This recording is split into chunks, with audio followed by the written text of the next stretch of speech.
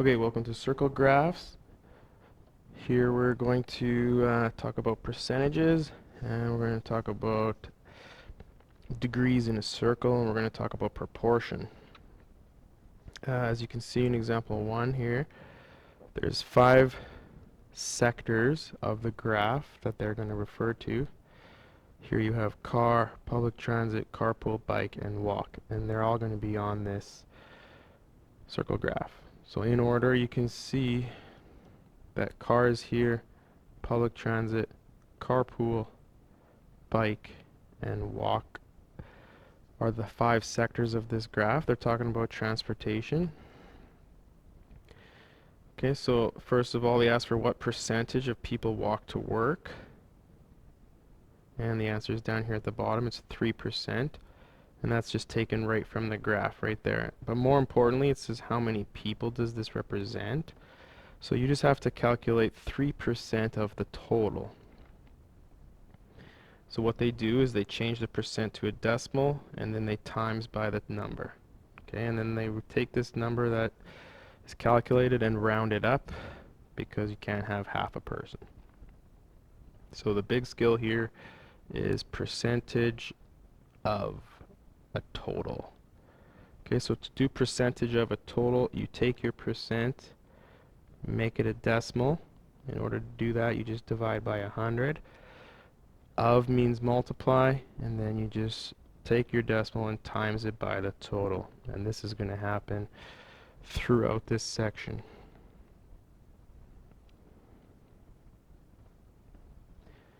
Okay, more of the same questions for that example. Alright, so build your skills number 1. Identify the total. There's 171 students asked about their favorite color. Let's put some numbers on these labels.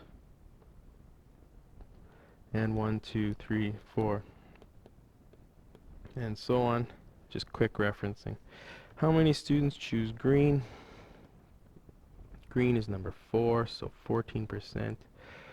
Okay, so how many students? Well, 14% of whatever the total number of people surveyed, so 171. So all you have to do is do 14% of 171. So just like I talked about before, you make 14% a decimal by dividing by 100. Just slides the decimal twice. Of means multiply. So 0.14 times 171. I got 23.94. So we're going to round that up to 24 people. What's the most popular color? Just pick the largest percent. Looks like 25. Clearly blue is the most popular color. How many students chose it? Well, 25% of your total. So 0.25. So a quarter of 171. 42.75. This is rounding to 43 people.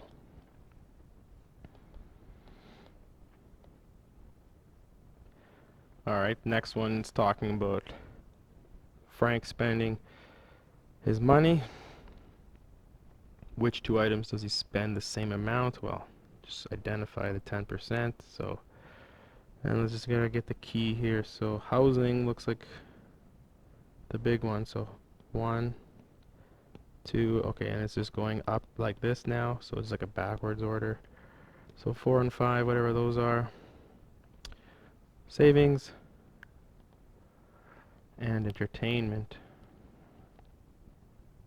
Alright, so moving on.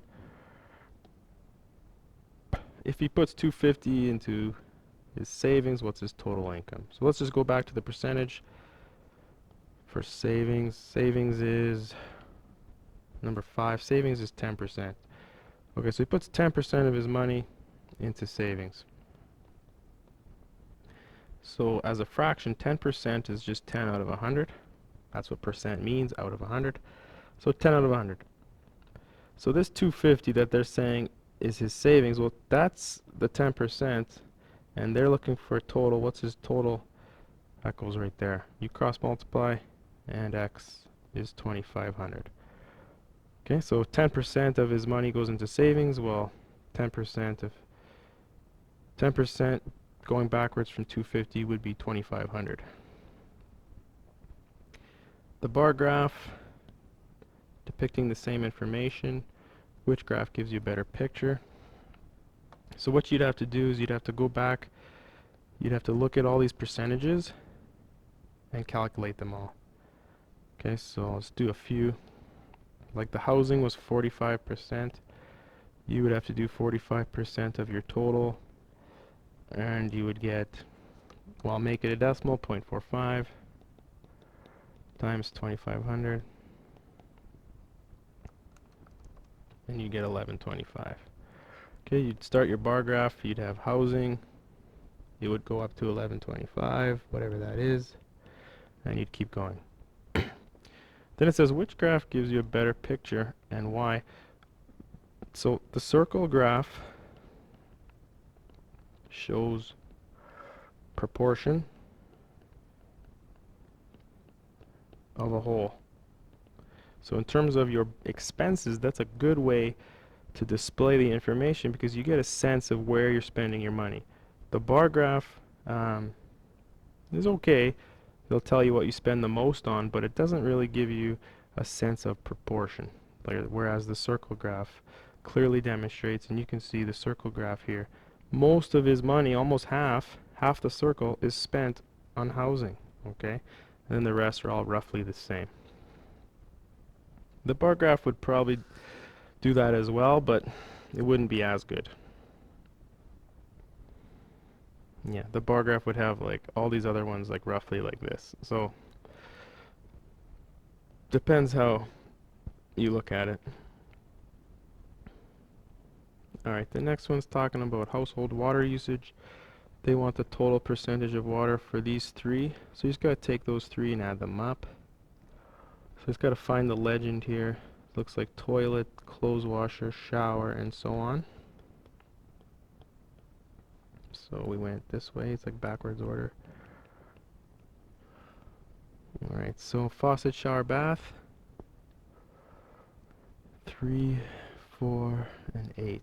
So 3 is 17 plus 4 is 15 plus the 2. So adding those up looks like 34%. What percentage is used by the dishwasher and the clothes washer? So 2 and 7. 2 and 7. 21 plus 2. So 23%. Which two uses together account for about half of the water? So these two right here you can see covers about half the circle, so that's number 1 and number 2. So toilet and clothes washer. Alright, now more importantly we have to learn how to create a circle graph on our own. So let's do that here. So what they're going to do is they're going to give you a chart, they're going to give you categories, so dog, cat, and rodent, and then what they're doing is they're going to give you numbers of each, so 39, 44, and 21. What we're going to do is we're going to add these up. So 39 plus 44 plus 21, I got 104. This is our total. We always need a total, that way we can do the proportions. So these are the proportions. You just take each part and divide it by your total.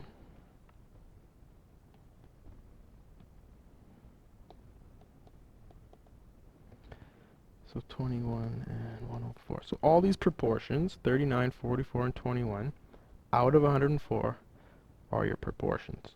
Calculate each of them.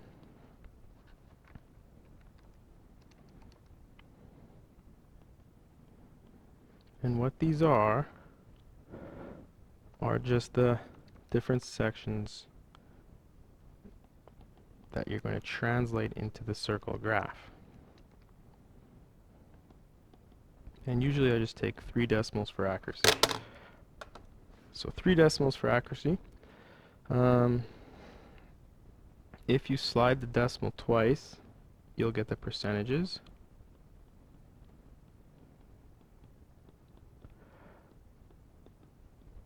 So those are the percentages.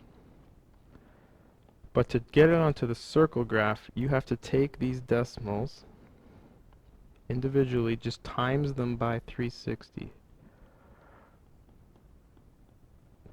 And obviously 360 is the choice because there's 360 degrees in a circle.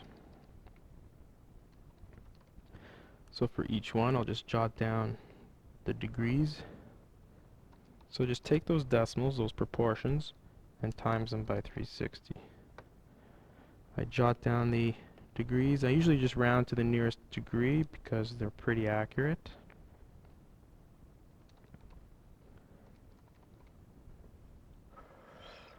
And if you've done it right, these 3 degrees that I've calculated should add up to 360.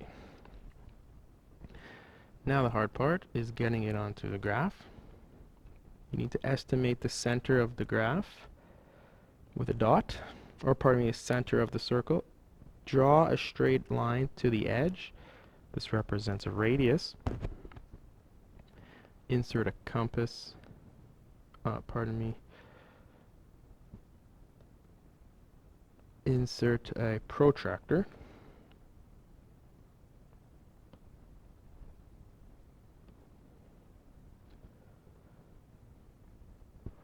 Okay, what you're going to do is you're going to put the protractor right like that, and I'll point to it. The center of your protractor, like a crosshair almost, goes on the center of the dot, of the center of the circle. Your radius is attached to 0 on your protractor.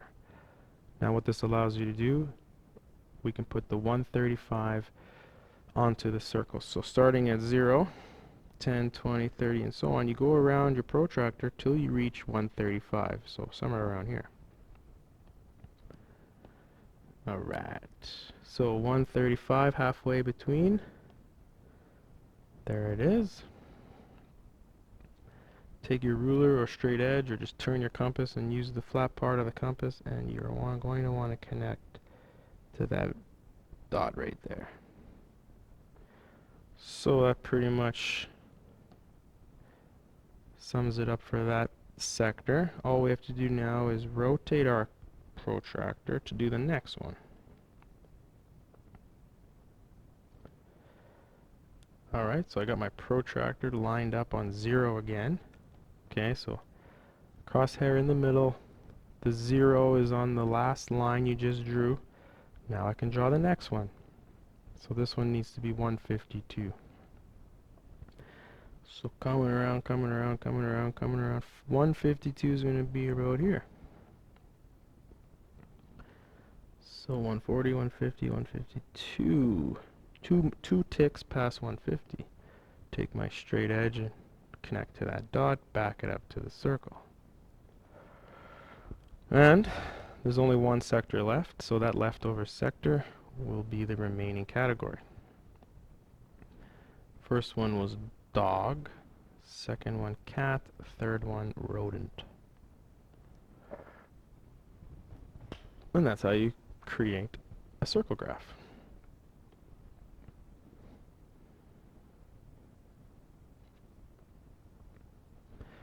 So there's nothing different about this question. You have 5 categories to deal with. Add them all up. Get your total. Do each ratio. Times by 360. Get the degrees. Put your dot. Draw a radius. Put in your protractor, and away you go. I got this one started as well. Okay, what you can see, add all these parts up, get the total, take each part, divide them by the total, get these decimals, times by 360, and write down all those degrees, and then get started on your graph, and then put the labels in. And that's it. Drawing circle graphs.